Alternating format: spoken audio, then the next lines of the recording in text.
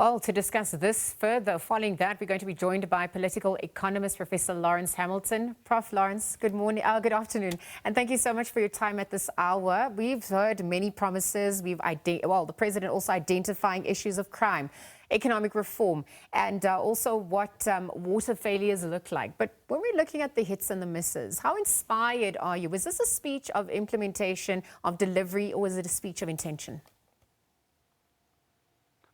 Good afternoon, and good afternoon to your viewers. Thanks for the invitation. This speech, I think, was really very much a speech of trying to generate hope, a lot of electioneering for forthcoming elections.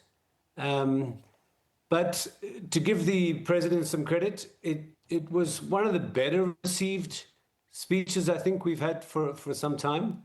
What it lacked on was, as your previous speakers on the street have been saying, what it lacks on, of course, is the fact that it seems to be disconnected from reality. That disconnect has to do with the fact that, of course, these are large, big-hitting speeches that tend to stand at quite a distance away from reality. That's the nature of those speeches in a way. But the main problem is that the same president has been in power, the same party, more or less, now it's a GNU, obviously, but without having effects on the ground that your everyday citizen can feel and appreciate. And so I think that's where you're starting to, well, you're not starting, but I think that's the cause of the feeling of disconnect between the elite politicians, their speeches, and the lived reality on the ground. I mean, this was really a speech about bolstering the economy. For me, it can be summed up in three words: economy, infrastructure, and security and crime. We can go into more details about those, but yeah, I mean, Prof, let's get into the economic recovery part, because the president says economic recovery is underway, but we're looking at the structural unemployment statistics, particularly amongst the youth, the disillusionment when it comes to how that's not being translated in pockets, and that's to your point earlier on. Perhaps you can break that down a little bit further in terms of, reality on the ground. Yeah, I mean, as the president himself said, we've had GDP growth for 4 quarters, right? We have a credit rating improvement. We are off the grey list. We haven't had much load shedding, if at all, for a long time. These are actually really impressive achievements. The problem is that in order for those economic achievements to really affect things like unemployment, which remains very, very high, as you've said, and to really improve the lives of ordinary South Africans, we need to be growing our economy not at the low levels in which we have been growing it. It's good news that we returned to growth, but we need to be growing it at 4, 5, 6, 7%. And that needs to go alongside the other components of what I was talking about. Local government keeping infrastructure in place, and more importantly, redistribution as a consequence of this growth, so that ordinary citizens can have the economic and other opportunities to even enter the economy. So the problem with unemployment is that you're not even in the economy. So it's a damning indictment in a way of the capacity to get a large proportion of the South African population even into the economy, even into a situation in which they can be productive members of the economy. And Prof, I actually wanted and improve their lives. And I mean, obviously 32 years into our democracy, we've seen the political dynamics also changing. And so with this arrangement now of the government of national unity, at this point, because it is also an election year, is there enough political alignment to ensure that there are effective implementation of these reforms that he alluded to?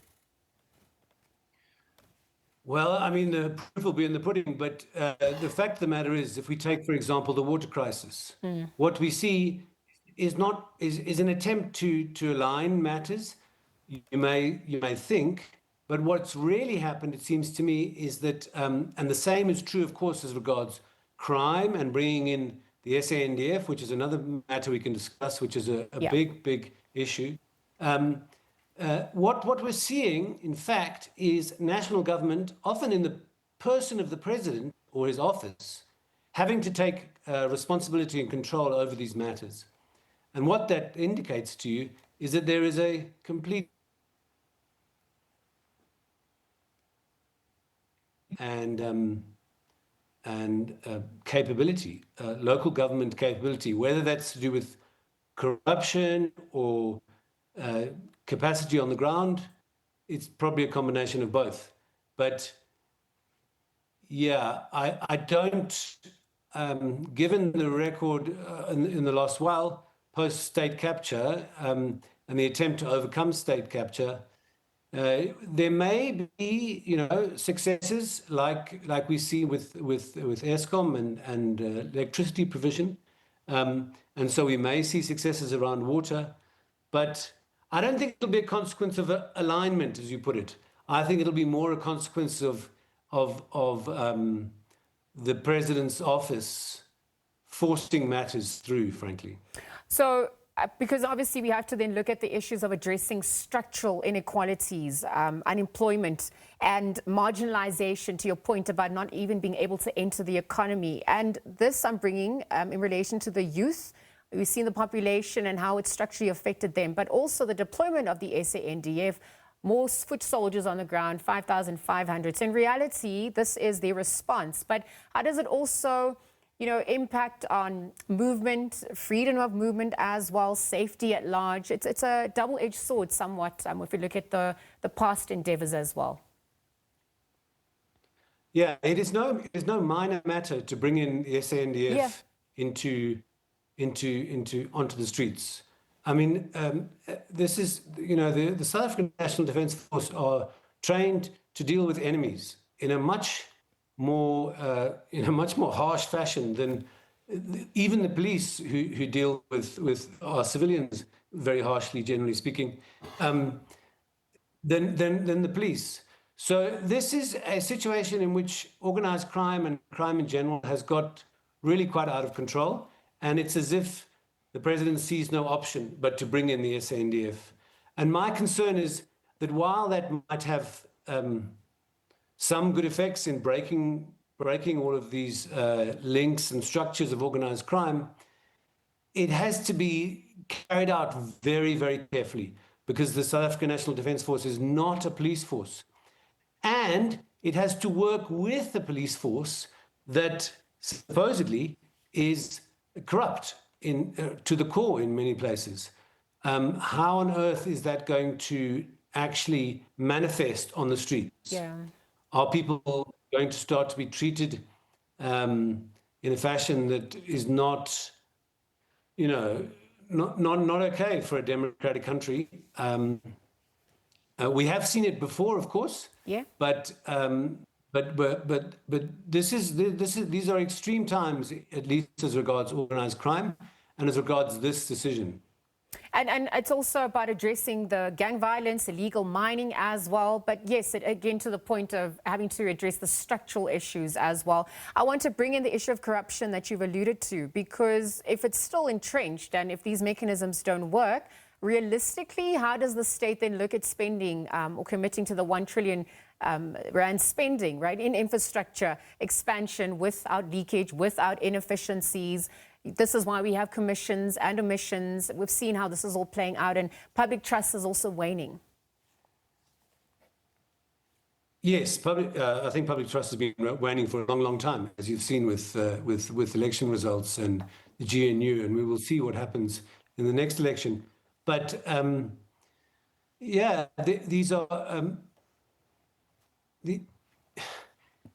basically the president set out 3 priorities, and his third priority was, building the capable state, the capable developmental state, and that, for me, should at very least have been the second priority, because without a capable development, without a capable state, and a capable state that isn't corrupt to a very significant degree, you cannot carry out those basic functions. Yeah. For example, just to take the water crisis in Johannesburg, where I'm talking to you from, that is not something that you resolve overnight. It is something that has been a consequence of poor management, letting infrastructure fall apart for years and years and years. And so turning that around is not something that can be done by some special force overnight, as it were. It has to be something that is dealt with comprehensively. Yeah. And that local government is kept accountable at two levels, by national government and by the people. Well, Prof, we're looking at Section 8 of the Public Administration Management Act, the consequence management on that front, how far we fared as well. There's so much more to unpack, but thank you for making time to speak to some of those key issues. Let's see how the conversations continue as we assess what's transpired following his SONA address and how it translates into the economic realities on the ground for South Africa. Professor Lawrence Hamilton, political economist, weighing in on President Cyril Ramaphosa's SONA 2026 speech. The State of the Nation address has been delivered, outlining where we come from and where we're headed as a country. It's a crucial year, local government elections as well. So we'll see how inspiring that was on the ground at large.